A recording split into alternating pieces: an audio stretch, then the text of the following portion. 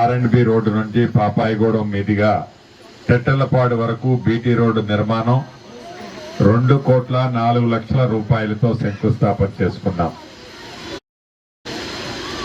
ఇది ఈ పాపాయిగూడానికి కానీ ఈ పిండిపోలుకు కానీ ఈ గడిచిన 2.5 సంవత్సరాల్లో మీ యాబ్లెట్ గ్రామము మెయిన్ గ్రామంతో కలుపుకొని సుమారు 17,18,00,000 రూపాయలు అంతర్గత సిమెంట్ రోడ్లు గాని మెయిన్ రోడ్లు గాని ఇతరత్ర 17,18,00,000 రూపాయలతో అనేక అభివృద్ధి కార్యక్రమాలు శంకుస్థాపన చేసుకున్నాం. కొన్ని పూర్తయినాయి, కొన్ని వివిధ దశల్లో ఉన్నాయి. మీకు తెలియంది కాదు, ఆనాడు ప్రజా ప్రభుత్వం కావాలని, అది ఇందిరమ్మ రాజ్యంతోనే సాధ్యమని మీ అందరి దీవెనలతో నన్ను శాసనసభ్యుడిగా ఆనాడు గెలిపించారు.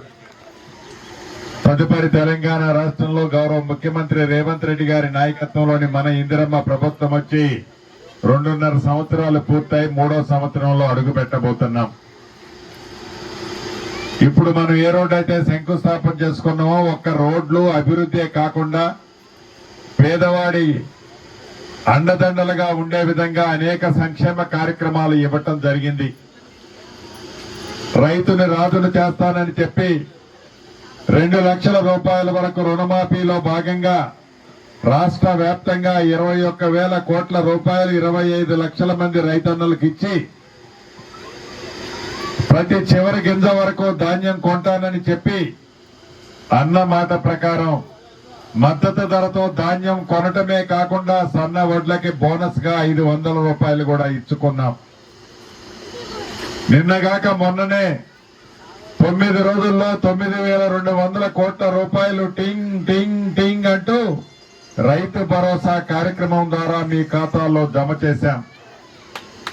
ఇంకా రైతన్నులకి ఎక్కడా ఇబ్బంది కలగకుండా ఉండే విధంగా సంక్షేమ కార్యక్రమాలు రైతన్నలకు ఇస్తూనే ఉన్నాం.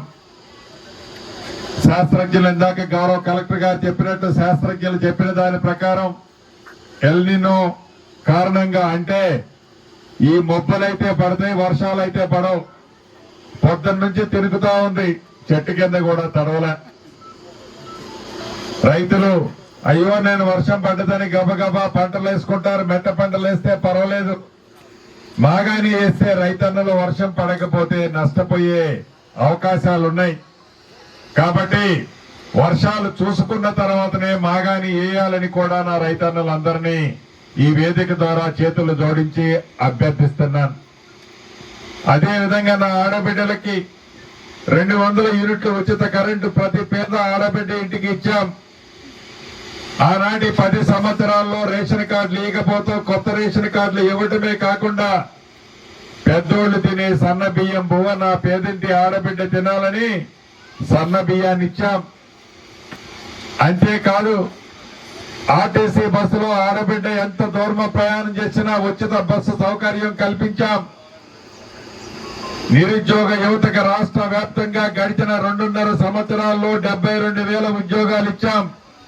మళ్లీ కొత్త నోటిఫికేషన్లు సుమారు 20 నుంచి 22,000 ఉద్యోగాలకి వివిధ డిపార్ట్మెంట్లకు సంబంధించిన నోటిఫికేషన్లు కూడా రాబోయే కొద్ది రోజుల్లో ఇప్పటికే కొన్ని ఇచ్చాం, మళ్లీ ఇవ్వబోతున్నాం. 10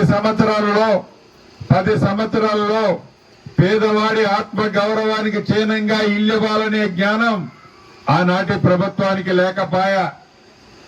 పేదోడికి ఇల్లు ఇస్తే నాకేం కమిషన్ వస్తుంది, కాళేశ్వరం కడితే నాకు 1,00,000 కోట్లు కమిషన్ వస్తుందని కాళేశ్వరం కట్టడానికి మొగ్గు చూపాడే దొర తప్ప పేదవాడి కష్టాలు, పేదవాడి చిన్న కోరిక ఇల్లు ఇవ్వాలనే జ్ఞానం లేదు. మీ దీవెనలతో మన ప్రభుత్వం వచ్చిన మొదటిసారి 4.5 లక్షల ఇళ్లు, ప్రతి 4.5 లక్షల ఇళ్లు రాష్ట్ర వ్యాప్తంగా ఇచ్చాం. రెండో విడత 2.5 లక్షల ఇళ్లు ఇచ్చి రేపో మాపో 2వ విడత ఇళ్లు కూడా మన పాపాయిగూడెం గ్రామానికి రాబోతున్నాయి. 2 సార్లు ఇచ్చాం. ఇక మా దగ్గర డబ్బులు లేవు, అయిపోయిందని వట్టి చేపలు చూపించాం. 3వసారి ఇస్తాం, 4వసారి ఇస్తాం. అర్హులైన పేదవాళ్ళందరికీ ఇందిరమ్మ ఇళ్లు ఇచ్చే బాధ్యత రాష్ట్ర ప్రభుత్వ పక్షాన నాదే. అంతేకాదు పేదోడి పిల్లలు మంచి చదువులు చదివించే అవకాశాన్ని ఈనాడు కల్పించాం. పేదవాడికి మంచి వైద్యాన్ని ఇచ్చే కార్యక్రమాన్ని మీ దీవెనలతో ఉన్న ఈ పేదోడి ప్రభుత్వం ఈనాడు పరిపాలిస్తూ చేస్తుంది. ఇన్ని మంచి కార్యక్రమాలు చేసిన ఈ ప్రభుత్వం ఇంకా కొన్ని చేయాల్సింది ఉంది. భవిష్యత్తులో అవి కూడా మీ గుమ్మానికి చేరుస్తామని తెలుపుతూ నా తోబుట్టువులందరి దగ్గర సెలవు తీసుకుంటున్నాను.